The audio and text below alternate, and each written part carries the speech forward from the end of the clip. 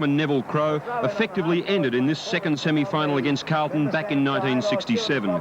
Crowe, who was playing his 160th match in a distinguished career for the Tigers, was reported for striking Carlton ruckman John Nichols.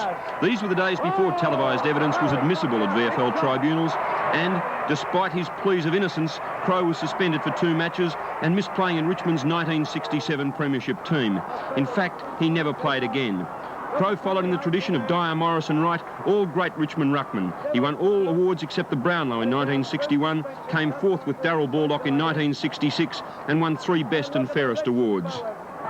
Today, Neville is our guest in our Hall of Fame segment, and he talks with another old Tiger ruckman, Jack Dyer. Priorities that came into it at that stage of proceedings with a business that I was just getting started, and I don't look back with any regrets having finished. You can't have an instant replay on your life, of course.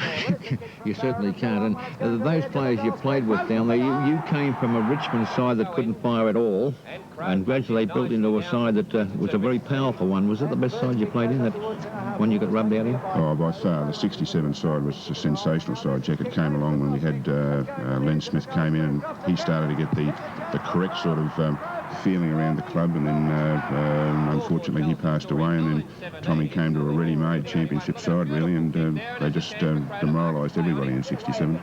You had a lot of great players you had to play against there. Who gave you the most trouble? Like there was Farmer, there was Nichols, there was a few of them around the place who were top ruckmen, really top ruckmen. Now, who gave you the most trouble? Well, it wasn't either Polly or Big John. I seem to have a pretty good record against those guys, but I remember one character that gave me not only trouble but a tremendous thrashing was Jeff Leake, who's a good friend of all of us here. It didn't matter which way I went with Jeff, I kept running my elbow or something, and I tried him from the front, from the back and everywhere, and I never got a touch all day. Neville, you seem to be able to control with Nichols, like what was it, your height or your jump in the air, or what was it?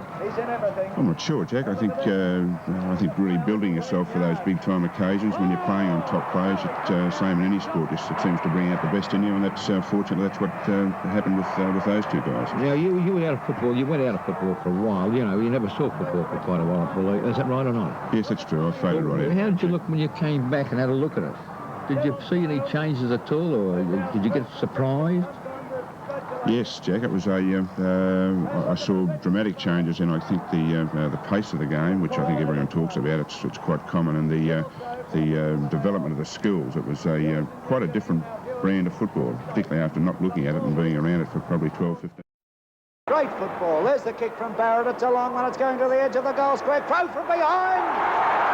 The throw in, and Crowe comes in nicely down to Richardson. And Bert's kick goes up towards centre half forward. It's taken here by Crowe. Crowe runs into a bit of trouble. His kick is a high one. Now there's his kick. Favours the drop kick. It's going to the edge of the goal square. Drops it, bounces. Here's a chance for Crowe.